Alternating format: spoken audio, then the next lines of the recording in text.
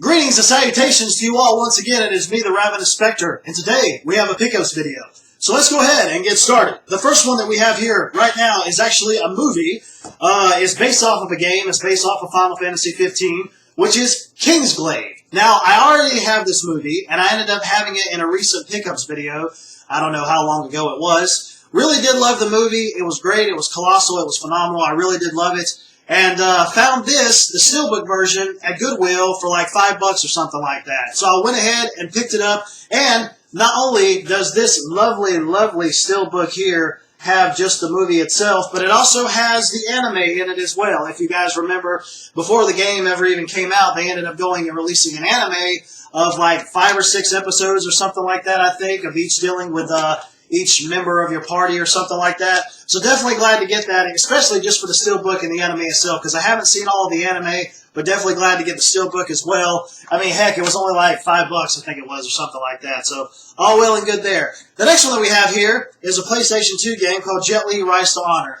And I've never played this before, but I've seen a whole lot of footage of it, and for a few dollars I went ahead and picked it up because it's one of those action shoot-'em-up kind of games. Kind of like, what was that game on PS3? Stranglehold, kind of like that in a ways. And from what I saw for some of the reviews, this was one of those first games that came out that was really trying to take a real cinematic approach to games. And I've heard it's kind of short, but I only paid a few dollars for it. Haven't gotten around to playing it just yet. But heck, you know what? It's got Jet Li in it. It's a beat 'em up, shoot 'em up, whatever, that has like a cinematic styling to it. So I went ahead and got it. So definitely going to be looking at that up at some point. The next one that we have here is Dragon's Dogma Dark Arisen. I actually had this game once before. Actually, I have it right now on PlayStation 3.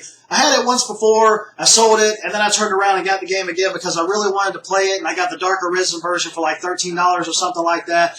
Didn't even know that this was going to be coming out until like some weeks or maybe a few months later. Found out, and I was like, well, damn, now I got to go ahead and get this because of the fact that I really want to play it on my PS4, see how much more pretty it's going to be, and not to mention the fact getting some new trophies and sharing screenshots and streaming and, you know, blah, blah, blah, blah, blah. But the thing is, though, is this was not full price. It wasn't. It was only $30. So if you guys really want to get into Dragon's Dogma, if you never played it before, then definitely get it. It has the original game, and it has the DLC in it, which is of Bitter Black Isle, I believe it is, which is like a really hardcore kind of like dungeon area that you can go to after you end up finishing the game. You can go there at any point that you want to during the game, but I probably highly suggest you go after you level up quite a bit or at least finish the main game. But yeah, it's definitely fun, definitely glad to get into it again. And one of the things was that I never really delved into it as much as I wanted to. I didn't really go around and look into like the world itself. I explored quite a bit, but I didn't go and explore as much as I wanted to. I just wanted to get into the side stories and the main story and all that, blah, blah, blah, blah, blah. And surely enough, I ended up picking this up. And I'm honestly loving it now that I did more back on the PlayStation 3, which is kind of crazy because when I played it on PlayStation 3, I got to a dragon fight, and for some reason, I don't know if the game glitched out or what it was, but it just went kind of crazy where I couldn't kill the dragon. I was playing as like a warrior kind of class, and none of my pawns were with me, so I had no idea what the heck I was supposed to do. So I ended up stopping the game, and I didn't go back to it, and lo and behold, I'm back here again. So hopefully everything is fixed up this time around, because I have no idea what went wrong. And the next one here that we got is Battle Chasers Night War, which was a Kickstarted game by Joe Madureira. Actually ended up doing this comic book series. It's a really awesome comic book series. He's also done artwork for the Darksider series as well. His artwork is amazing. I used to love the Battle Chasers comics back in the late 90s when they were out. It was the only real comic book series I really cared about, and I got into it, and I loved it. But then something happened where the comic series just kind of fizzled out, and I was like, oh, I'm a sad panda now. But now here it is, and they actually ended up putting out a game for it. It's basically a JRPG. You go around, you go into battles, you end up going and fighting enemies and leveling up. The art style is amazing. The character designs are amazing. The environments are amazing as well. Not to mention the fact that also you have like a little overworld map. It kind of felt like Chrono Trigger-ish to me in a ways. Except for the fact that they also have, excuse me one moment, I have to go put something in the oven. Just one moment. I apologize. Well, let me go get this thing in here. Now, we're having a little bit of a breakdown in here. I do apologize, and I made a whole bunch of damn noise, but oh well, here we go.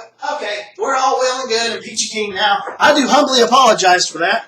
There's no editing out there, obviously. But the fact is, back to the game again, This game, I'm really enjoying it. I truly am. And it's kind of interesting because when you're not using mana in this game, you're actually using something called overcharge, when you just use regular attacks and it ends up putting an extra gauge next to your mana. So you can use overcharge anytime in any of the battles that you get into, but obviously you have to take like mana potions and things like that for you to be able to refill up your mana.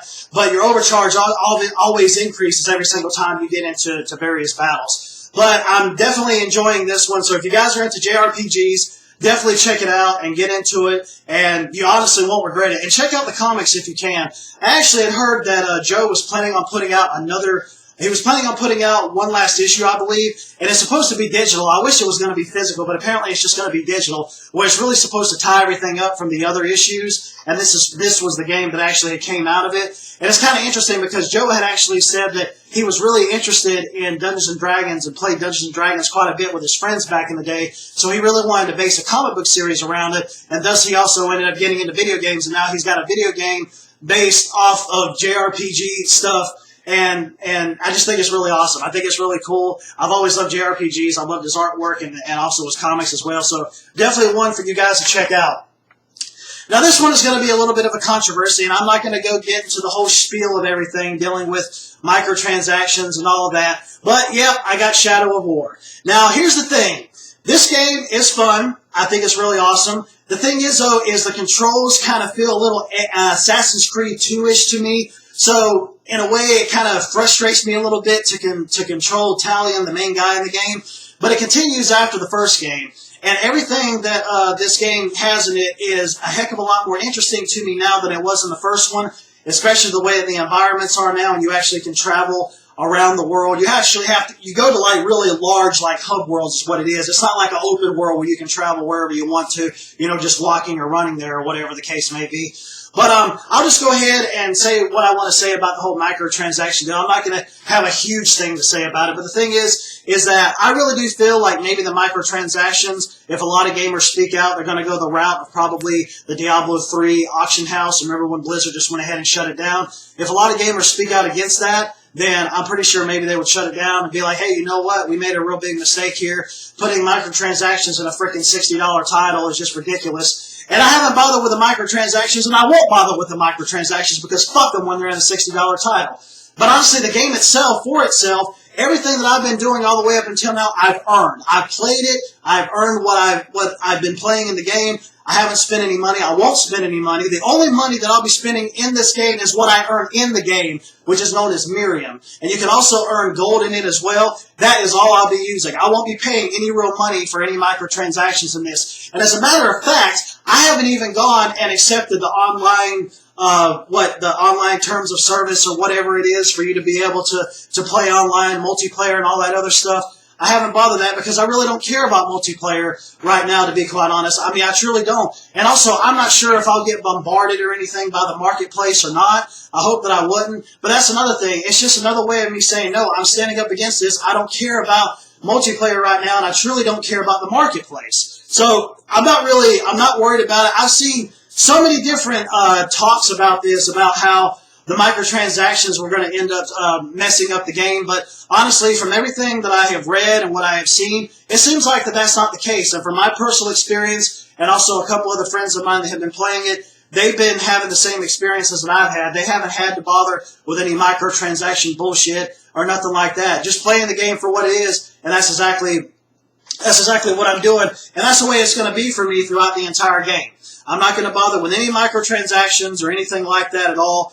And honestly, I kind of feel like probably some of the controversy that came from this game was also used to really fuel the fires, if you will, to keep this game on people's minds, to keep them talking about it on social media, on Twitter and Facebook and so on and so forth. I really think that maybe that was one of the things that had really got this game to where it is now. And now it's finally released, and haven't had any problems with getting any microtransactions. None of my friends have either. And people have talked about how the main ending would be behind a paywall. And, it's like, oh, well, when you get to the end game, it's not really the end game. You see like an ending scene, but it's not really the end game, if you will. You go back into the game again, and you have to grind out levels and whatnot to finally be able to see the true ending of the game. Well, I haven't got to that point yet. I don't know if I'll even bother with pushing onward to see the true ending. I can just go on YouTube and watch the true ending. So I think that's another thing that developers and publishers need to kind of keep in mind as well. I know it kind of sounds like, kind of like an easy out, if you will, for you to be able to just go on YouTube and be able to see the ending or whatever. But that's just it. It's like, the goal is for you to see the true ending. So we want you to grind out all of these levels. But if you don't, go ahead and end up paying some money so that you can go ahead and get like some super legendary gear or orbs to be able to finally see it through to the end of the game. Well, some people might just not give a shit and be like, the hell with this, I'm not bothering with it anymore. I've gotten a whole lot of enjoyment and content out of this, so I'm going to stop right here and go on YouTube and end up looking at the true ending video or whatever the case may be. People can do that, and that will go and end up turning them off of your game. They won't even care about it anymore. They'll just be like, well, I went ahead and got this far. I'm over and done with it now. I'm just going to see what true ending they were talking about. And la-di-da, everything is over and done with. So then you have people who don't even want to bother to go and do the whole grinding thing or spend money in the marketplace and all that. It's just, it's crazy, honestly.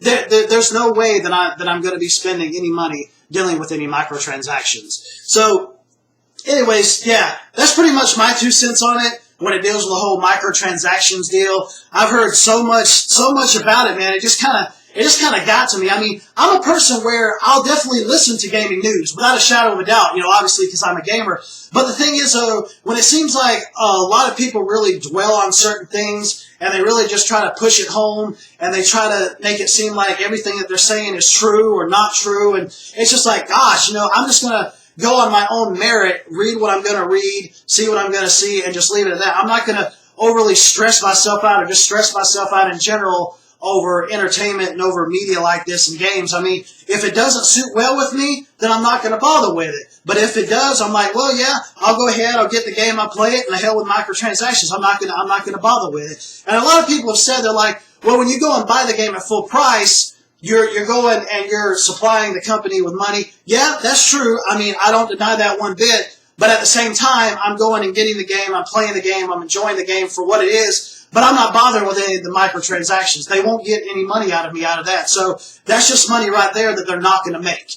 I mean, if you think about it, it's like, well, even if they didn't have microtransactions in there, then you would go and end up buying the game. A lot more people would end up going and buying it and playing it and enjoying it for what it was if microtransactions were never in there. But now since those are in there, you don't have to use them. You don't have to buy them. You don't have to do anything with them, none whatsoever.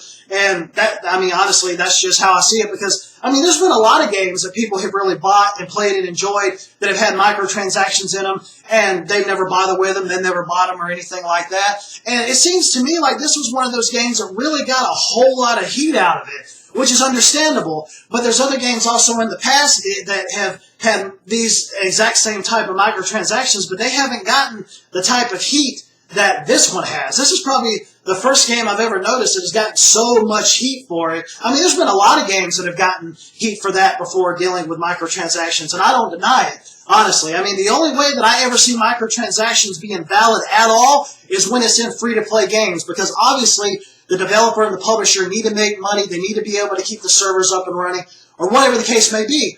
And they can't do that with just pulling, going out back and pulling money off of a money tree or something. Don't we all wish we had one of those? But the fact is that free-to-play games are the only way that I see there being any reason for any type of microtransactions. Full-blown $60 titles, nope, not going to happen. But anyways, and who knows? I mean, Assassin's Creed Origins is coming out as well. And, I mean, knowing how Ubisoft is as well, we don't know. Maybe there'll be microtransactions in that also. I mean, we haven't really heard any type of real big, at least I haven't really heard any type of real big thing coming out of anything like that. But it could possibly happen. I mean, the way the games are nowadays of people patching stuff in, you never really know. You don't really know what's going to happen. And, yeah, I mean, other companies have done that before in the past, especially like I mentioned with Ubisoft. They're like, oh, yeah, we're not going to have microtransactions in the game. Bam, some weeks later, oh, we got microtransactions in the game.